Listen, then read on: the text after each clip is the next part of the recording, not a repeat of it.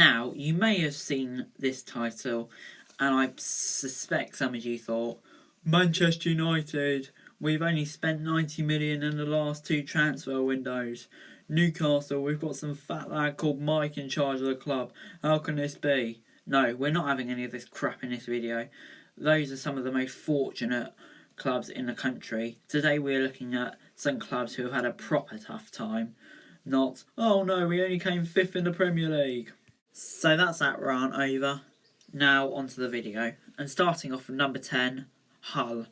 These owners once called Hull fans irrelevant and said we can die when we want, and now complain that they don't have Premier League parachute money. And after an alright start to the season, they've just faded and faded after not replacing their 2-star assets, Jared Bowen and Kamel Grosicki, who both left in the January transfer window.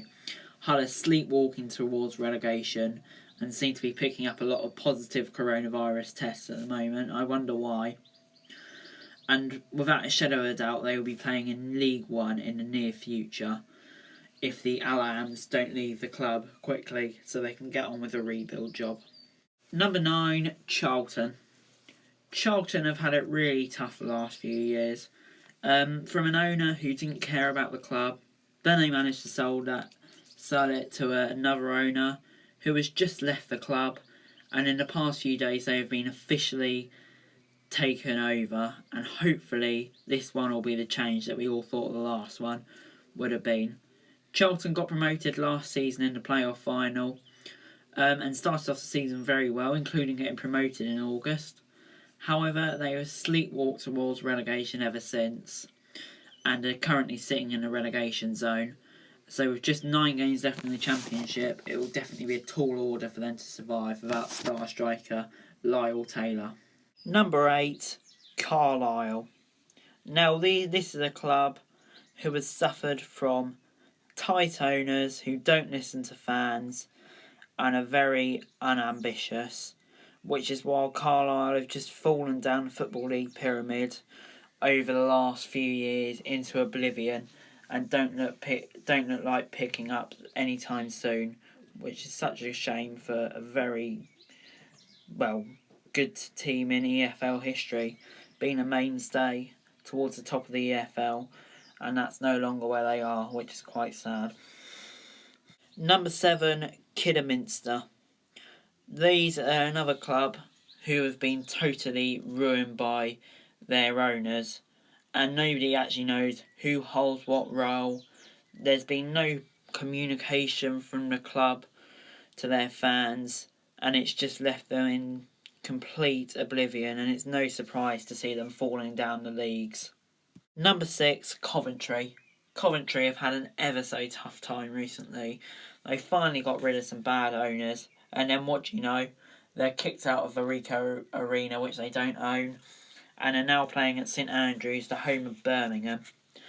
Their fans just can't catch a break, and I feel sorry for them. However, they have recently just been promoted to the Championship as champions, so hopefully this is a fresh dawn for them, and they can become a sustainable Championship club again, and could maybe even challenge for promotion to the Premier League. Number 5, Oldham. Now Oldham have come close to extinction, like a club like Bury, with a total loss of identity and owners that don't care and aren't willing to pay employees and players and whoever often, and will just quite happily let the club die, which is so sad to see, because Oldham, of course, a very old club, very historic club, and just see them falling down the pan like so many EFL clubs at the moment is just so sad. Number 4, Macclesfield. This is a club who have barely played their players over the last year and are facing 3 points deduction from League 2 this year alone. It's just ridiculous, really.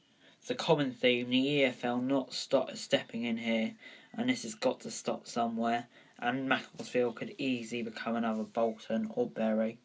Number 3, Chesterfield.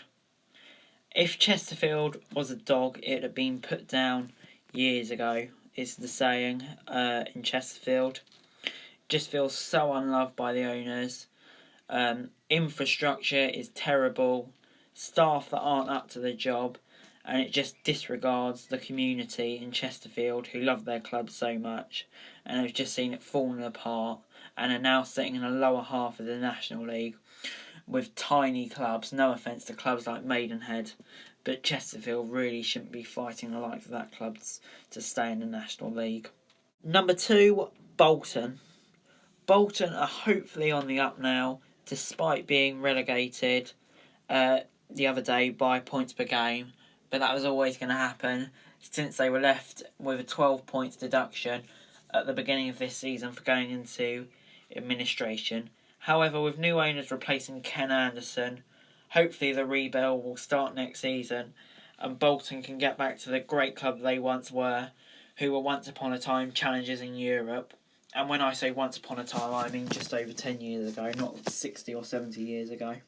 And number 1, no surprise, Bury. It's incredible to think Bury won promotion around about a year ago when I'm recording this. And then by September, they had gone bust. With an owner in Steve Dale who just didn't care about the club. He spent ridiculous money. And unfortunately, this was always going to happen when you're beating championship teams to the signing of a prolific striker. It just didn't fit right, and there was always something dodgy, and it's proved to be the case. And all I can say to Bury fans is I hope they're successful with their new club, the Phoenix Club, and hopefully we'll see them around the National League or EFL in the next 10 or so years, because that's where they belong. And those are the 10 fan bases that have suffered the most, in my opinion. Honourable mention to Blackpool, who have gone through loads with the Oystons, however hopefully are back on the right track now with Neil Critchley in charge, an incredibly talented manager. No Man Uniteds, no Newcastles or any rubbish like that. Just clubs that have properly suffered. And that is it for today, guys. Thanks very much for watching. Make sure you like, share, subscribe and let me know who I missed in the comments below. Links to Twitter in the description below for daily football news. Subscribe to my other channels on screen right now. That'd be greatly appreciated. Thanks for watching. Peace.